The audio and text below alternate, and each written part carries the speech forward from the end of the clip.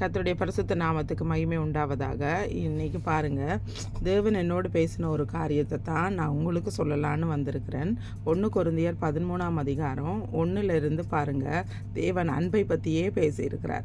நம்ம என்ன பாஷை, அந்நிய பாஷை, அதாவது கிறிஸ்தவங்களை பொறுத்த வரைக்கும் அந்நிய பாஷை, அதாவது பரிசுத்த ஆவியானவர் நம்மளுக்கு கொடுக்குற ஒரு பாஷை, நம்ம தேவனோடு ரகசியங்களை பேசுகிற பாஷை அப்படின்னு சொல்லிட்டு அந்நிய பாஷை இருக்குது. அப்போ இதில் என்ன சொல்லியிருக்காருன்னா, நம்ம எந்த பாஷை பேசினாலும் நம்மளுக்கு அன்பு இல்லைன்னு சொன்னால் ஒன்றுமே இல்லைன்னு சொல்லிட்டாரு. நீங்கள் எவ்வளவு படித்தவங்களாக இருந்தாலும், எவ்வளவு அறிவாளிகளாக இருந்தாலும், எவ்வளவு அழகுள்ளவங்களாக இருந்தாலும், எவ்வளவு டேலண்டடாக இருந்தாலும், எவ்வளவு சொத்து பத்து வச்சுருந்தாலும், நீங்கள் என்னவா இருந்தாலும் உங்களுக்குள்ள அந்த அன்பு இல்லைன்னு சொன்னால் தேவன் என்ன தெரியுமா சொல்லுகிறாரு? நீங்கள் சத்தமிடுகிற வெண்கலத்தை போலவும் ஓசையிடுகிற கைத்தாளத்தை போலவும் இருப்பீங்கன்னு சொல்லி கர்த்தர் சொல்கிறாரு.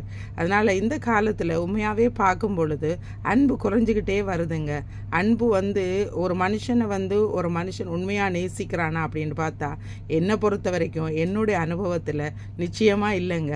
உண்மையாகவே ஒரு மனுஷன் அன்பு செலுத்துகிறான் அப்படின்னு சொன்னால் அதுக்கு பின்னால் ஏதோ இருக்குங்க.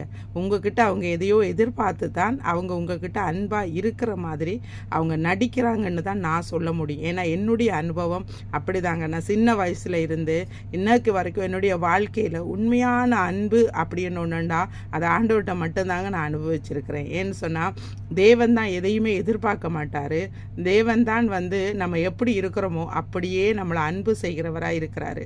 மனுஷங்க கிட்ட நம்ம நல்லா பழகினாலுமே சில சமயங்களில் நம்ம படிப்பை வச்சு அவங்களோட ஒப்பிட்டு பார்ப்பாங்க, நம்ம அழகை வச்சு ஒப்பிட்டு பார்ப்பாங்க, நம்ம அந்தஸ்தை வச்சு ஒப்பிட்டு பார்ப்பாங்க. தேவன் எதையுமே எதிர்பார்க்க மாட்டாருங்க. தேவன் எதிர்பார்க்குற ஒன்று தான், அவரை நம்ம முழு மனசோடு நேசிக்கிறோமான்னு தான். ஒருத்தவங்களை முழு மனசோடு நேசிக்கிறதுன்றது ஒரு ஈஸியான விஷயம் தானேங்க. அவரை என்ன விரும்புகிறாரு? நீங்கள் எப்போவுமே அவரையே நோக்கி பார்க்கணும், அவரை துதிக்கணும், அவரோட பேசணும், அவரோட நடக்கணும், அவருக்கு பிரியமாக வாழணும் அப்படின்னு சொல்லி தான் அவர் ஆசைப்படுறாரு. இதெல்லாம் நம்ம செய்கிறது எதுக்காக தெரியுமாங்க? அது கூட அவருக்காக இல்லைங்க. நாம் அவரோடு கூட பரலோகத்தில் வாசம் பண்ணும்படியா. நம்ம பரலோகத்துக்கு போகணும்னா நிச்சயமாக தேவனை போல நம்ம பரிசுத்தம் உள்ளவர்களா, தேவனுக்கு பிரியமானவர்களா, தேவன் விரும்புகிற பாத்திரங்களா இருந்தால் தாங்க அவரோட வருகையில் நம்ம போக முடியும். நான் ரட்சிக்கப்பட்டுட்டேன், நான் ஞானஸ்தானம் எடுத்துட்டேன், எனக்குள்ள பரிசுத்தாவின் அபிஷேகம் இருக்குது அப்படின்னு சொன்னால் கூட நம்ம பரலோகம் போக முடியாதுங்க. ஏன்னு தெரியுமா?